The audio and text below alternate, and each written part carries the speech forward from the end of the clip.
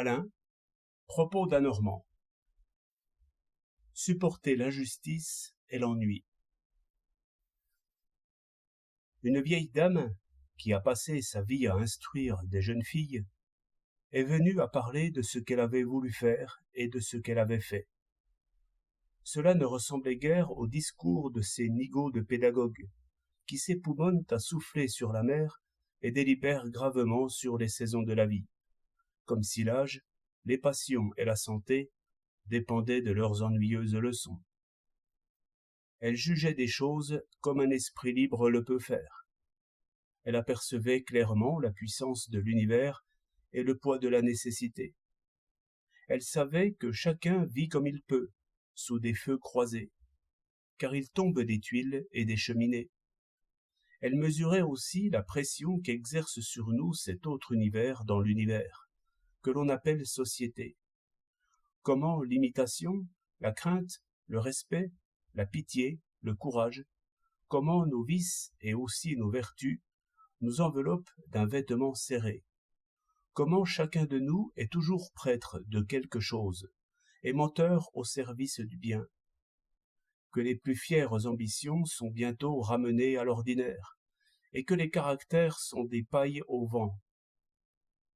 Sera-t-il Dieu, table ou cuvette? Ainsi parle le sculpteur. Mais c'est l'univers qui sculpte les hommes et les femmes, et la société finit l'œuvre, plus souvent cuvette qu'autre chose.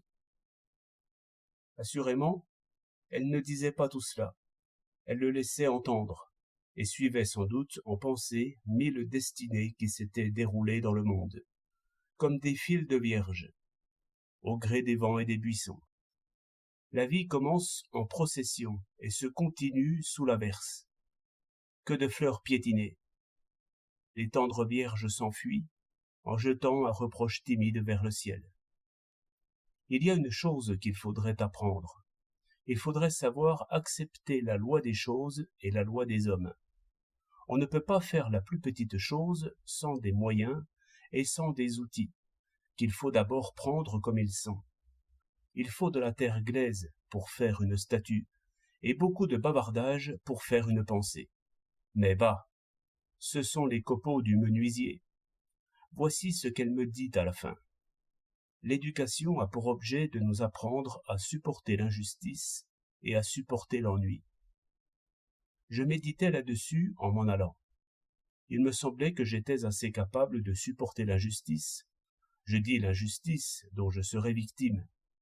Car supporter les autres injustices, cela n'est pas bien difficile.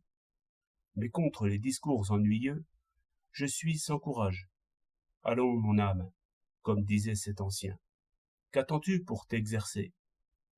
Ce ne sont pas les champs de bataille qui manquent, ni les conférenciers. 6 avril 1908.